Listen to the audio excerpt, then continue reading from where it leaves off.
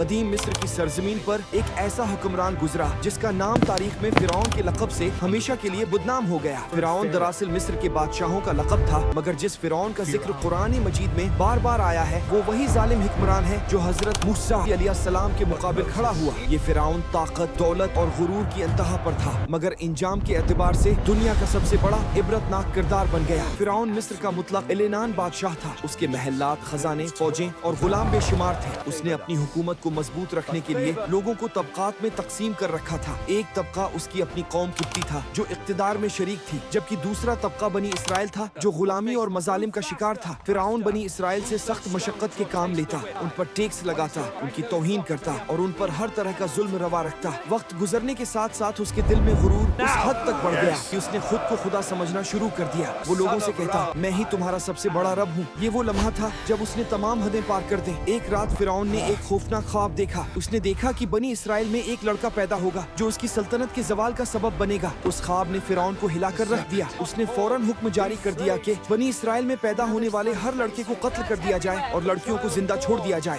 یہ ایک ہولناک دور تھا۔ ماؤں کی گودیں اجڑ گئیں، گھروں میں ماتم پھیل گیا اور ظلم اپنی انتہا کو پہنچ گیا۔ اسی ظلم کے دور میں اللہ نے بنی اسرائیل کی نجات کا سامان پیدا فرمایا۔ حضرت موسیٰ علیہ السلام کی ولادت ہوئی۔ اللہ نے ان کی والدہ کے دل میں یہ بات ڈال دی کہ وہ بچے کو ایک صندوق میں رکھ کر دریائے نیل میں چھوڑ دیں۔ اللہ کی قدرت سے وہ صندوق بہتا ہوا فرعون کے محل تک پہنچ گیا۔ فرعون کی بیوی حضرت آسیہ نے جب بچے کو دیکھا تو ان کا دل محبت سے بھر گیا۔ انہوں نے فرعون سے کہا، یہ بچہ میری اور تمہاری آنکھوں کی ٹھنڈک ہو سکتا ہے، اسے قتل نہ کرو۔ یوں جس بچے کو قتل کرنے کے لیے حکم جاری ہوا تھا وہی بچہ فرعون کے گھر میں پلنے لگا۔ حضرت موسیٰ جوان ہوئے تو ایک دن ایک قبطی اور ایک بنی اسرائیلی کے درمیان جھگڑا ہوا۔ حضرت موسیٰ نے مظلوم کی مدد کی، مگر ایک گھونسا لگنے سے قبطی مر گیا۔ حضرت موسیٰ کو خوف ہوا اور وہ مصر چھوڑ کر مدین چلے گئے۔ وہاں انہوں نے کئی سال گزارے، شادی کی اور ایک پرسکون زندگی اختیار کی۔ ایک دن طور پہاڑ پر اللہ نے حضرت موسیٰ کو نبوت عطا فرمائی اور حکم دیا، فرعون کے پاس جاؤ، وہ سرکش ہو چکا ہے۔ حضرت موسیٰ اپنے بھائی حضرت ہارون کے ساتھ فرعون کے دربار میں گئے اور اسے اللہ کی وحدانیت کی دعوت دی۔ فرعون نے انکار کیا اور طنزیہ انداز میں کہا، کیا میں تمہارا رب نہیں ہوں؟ حضرت موسیٰ نے اللہ کے حکم سے معجزات دکھائے، ان کا عصا سانپ بن گیا اور ہاتھ روشن ہو گیا۔